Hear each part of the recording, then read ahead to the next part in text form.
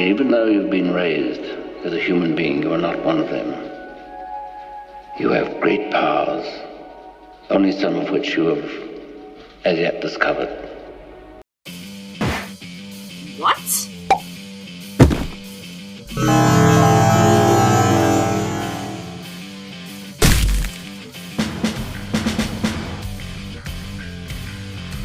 This is Sparta!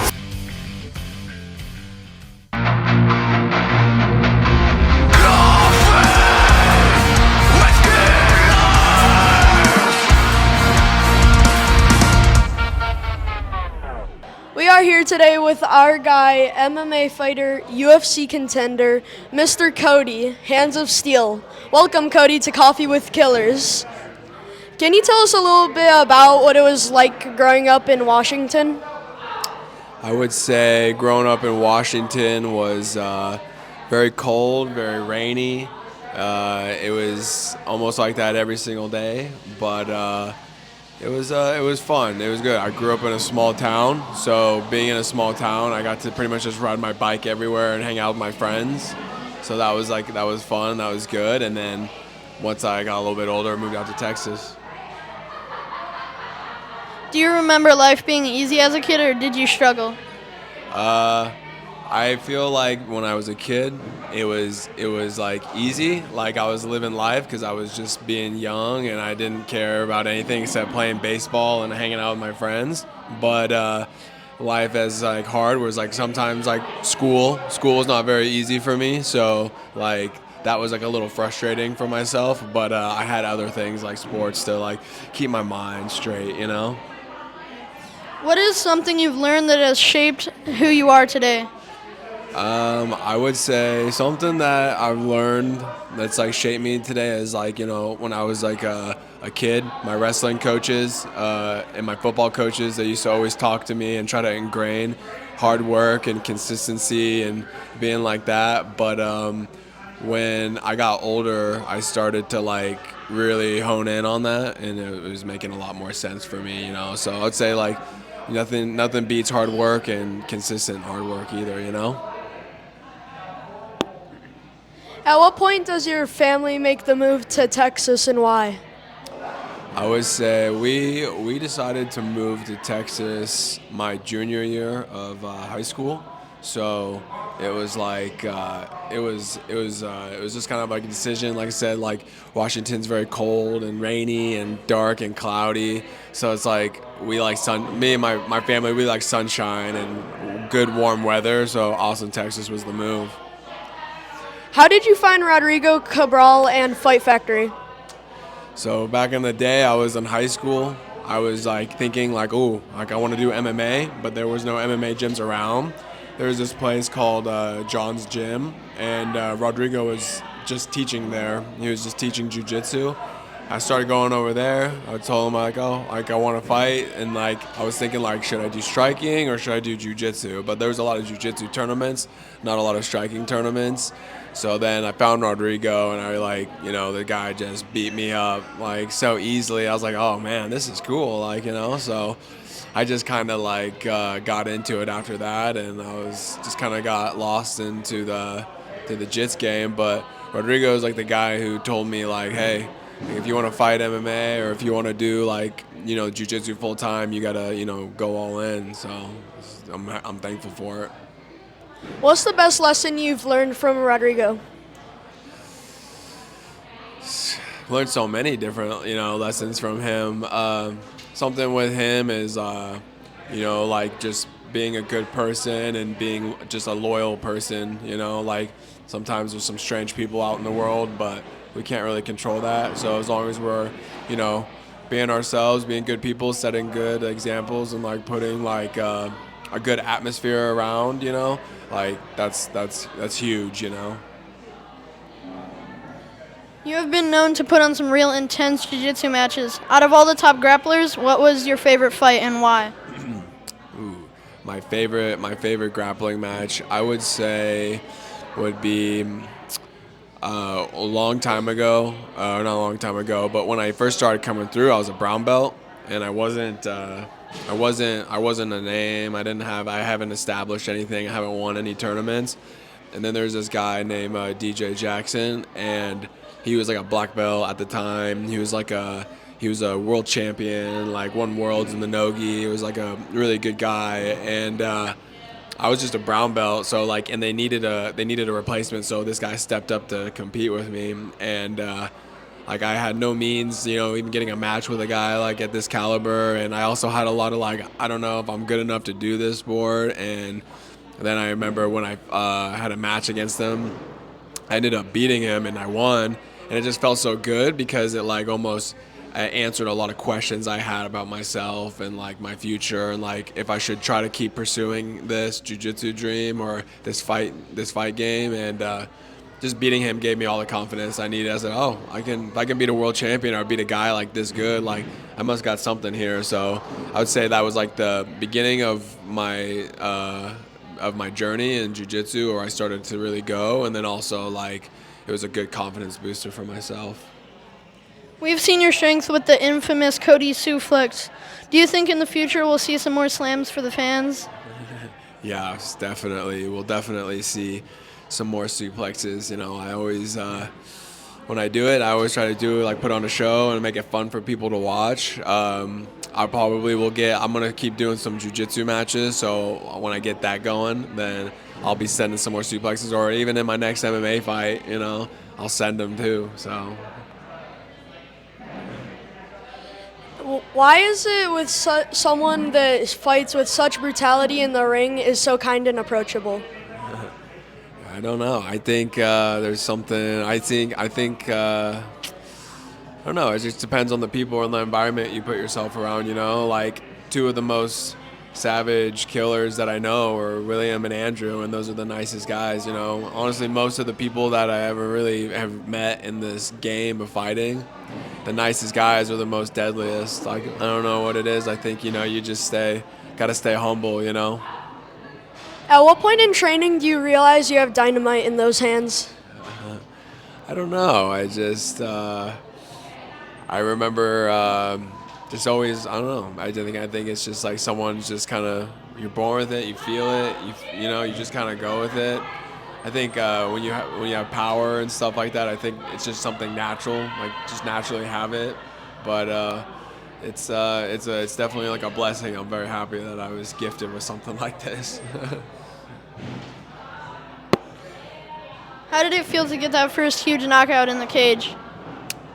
It feels crazy. Like I've done jiu-jitsu tournaments. I've got submissions on people. I've done wrestling before. I've got pins, and I've done other sports like that, football, that, but nothing like compares to like when you get a first finish like that, when you knock somebody out. It's like it's hard to describe. It's like the coolest feeling in the world almost. Who are your striking coaches? My striking coaches, I have a lot of striking coaches. I used to train a lot with Jackson, Jackson Glass, and then when I'm in Vegas now, because that's where I'm living, I have a striking coach named John Wood. He's like my MMA coach, and then there's guys at the gym who are also they like Chris Trammell. He's like my Muay Thai coach, and then I have this other guy, Dom. He's like another good like Muay Thai coach, and then I got this other dude, Danny Garcia. He's like my boxing coach. So every day I'm almost working with a new coach, but it's always like striking every day. Always practicing, always working. So yeah, I have a lot of striking coaches.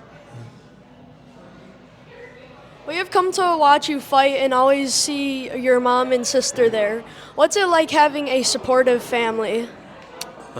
It feels really good, I feel like when I fight and I do what I do it for myself because, this is what I want to do, but also, I do it for my family too, like they definitely motivate me, especially when I see see how proud they are of me. So when I see that, it makes me want to go even harder. It wants me to train harder. I want to like do it all, and yeah, it's cool. Like when I win and I do something, whether I win or lose, I still see them and they're still proud of me. So it's awesome. Is it true growing up your sister Kaylee used to kick your butt? Hey, what the heck? How do you know these questions? Yeah, she's the one, I'm pretty sure, who made me tough. She, back in the day, we'd have all my friends come over, like, just, like, have, like, sleepovers. We'd have, like, a little pit, like, in the living room, and one by one, me and my friends would try to, like, beat her up, and then she would just, like, kick us, slap us, hit us, and she would just whoop all of our butts. But yeah, she used to womp on me. But then I got into wrestling around like 7th grade, and then it was over. It was over. How do you deal with nerves before a fight? I think the more experience you have, you just start to recognize them. Like sometimes, like there's a lot of common things. Like sometimes, like I know when they're gonna happen. Like first, like your stomach feels a little like weird, like you're about to go compete, like you're like nervous, and like kind of like butterflies. Then sometimes my legs feel like really weird. I'm like, oh, I don't feel like my legs feel super strong. I don't feel like I'm all there. Kind of like feel nervous where like I have to go to the bathroom like every 5 seconds. You know what I mean? So it's like, but it's all normal. Even it's like sometimes I'll start yawning a lot. Like, oh, I'm tired. Like I gotta take a nap. Like it's strange, but at the same time, like I think that's just like I think about it in my head, and I'm thinking like, this is just part of the process. Like my body's like getting ready for battle. My body's getting ready for war. So I'm gonna feel a little different, but it's just kind of like you have these butterflies, and you just gotta try to like get them and keep them like in line, keep them under control. I think it's like a superpower. Like I've had matches where if I'm really nervous. If I'm not nervous at all, I don't do that good. Like I feel like I'm kind of like behind and everything. But when I'm like nervous, I'll be like I feel like I get superpowers. Like I feel like my senses are more there. I can like hear better. I can move better. I feel stronger, more explosive. So I think it's just like being able to control your nerves, but not let your nerves control you. We hear there's a special woman in your life. What is it like to have Nora in your corner? Yeah. Having Nora in my corner has been one of the coolest and best things ever. It's like I'm just literally hanging out with my best friend all the time, and she does jujitsu too. So like we drill jujitsu all the time. Like on Sundays, it's like supposed to be a rest day, but we literally just drill for 5 hours like at the gym. So like having her on my team and having her in my like corner is like honestly like a secret weapon. It's a secret weapon. How did you feel when Dana White was like, you lived up to all the hype, congratulations, get over here? Yeah, it was really cool, I tell you. Like sometimes I see a lot of UFC fighters now, and I'm like, oh, that's cool, it's a UFC fighter. But when I see Dana White, I'm like, oh wow, that's Dana White. You know what I mean? Like that's the man right there. So, something I do a lot is I visualize a lot. I try to like see what I want to do, what I want. And I visualized a lot sitting in that winner's chair, and I didn't know what Dana was gonna say. I just visualized me winning my fight and him being excited about it. But for it to happen, and then him saying I lived up to the hype, and he's like a fan of me and stuff, and he likes me, like it was kind of like a surreal moment almost, and like almost literally a dream come true. You've been training out of Syndicate. Las Vegas. What's it like training with such talent? It's really cool. Training out of Syndicate's been a really cool thing for me. It's been helping me grow a lot, and I really like Syndicate because everybody there is very consistent in the training. Everyone shows up, like the same people show up all the time. I see them all the time.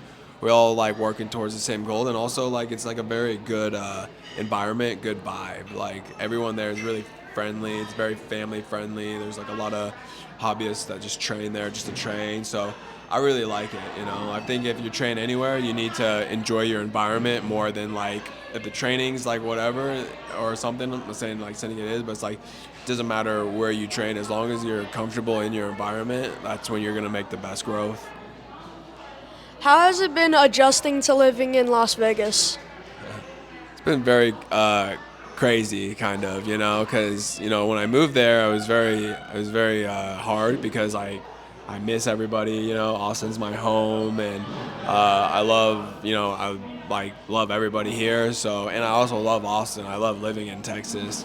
So going to Vegas, to be honest, I never thought I would ever really want to live in Vegas, somewhere like that. But on the outside of like the Vegas Strip, it's like really cool. Like there's a lot of hiking, there's a lot of fun things to do. Like you can go like ride quads in the desert, and like it's a cool place. So there's a lot of cool things to do in Vegas. You just got to kind of go find them on the outside of it.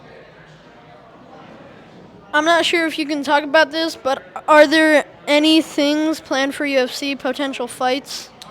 I don't have anything on the calendar yet, but I know that they're gonna probably be calling me around January, February. So, which gives me a good time to train, do the holidays, and be here. But looks like January, end of January, sometime in February, I'll be booked. I think at least the next like 20 to 30 days that go by, I think I'll have a name and a date. So I'll be ready. You have a lot of young fans out there, thinking of pursuing MMA. Is there any advice you could give them? Yeah, I think if you want to pursue MMA, it's like it always goes back to like earlier what I was saying when it comes to like being consistent and working hard. Like there's a lot of days. I mean, I remember growing up and a lot of people being like, "Oh, you're so lucky. You just get to go do jiu-jitsu all day," and then I'm going to work. But it's like, yeah, but like, dude, I do this every single day, and like I do it. The days that you wake up and don't want to come in, those are the days I still come in, and that's why, you do things like that, you start to separate yourself and, stand alone on that. So you just, with anything, just being consistent and, hard work, do as much as you can, you don't have to go 100% every day, but just do a little bit, I heard you're pretty good at freestyle rap. Could you spit a few bars for us? I don't know who told you that. I definitely do not rap. That Andrew or someone set me up there. Thank you, Mr. Kody Steele, for sharing some of the magic with us. I'm sure we can speak for everybody whenever we say we will be patiently waiting on the edge of our seats to catch you under the big lights at the UFC. Watching Kody Steele fight is always a thriller. Can't wait to see who's next on Coffee with Killers.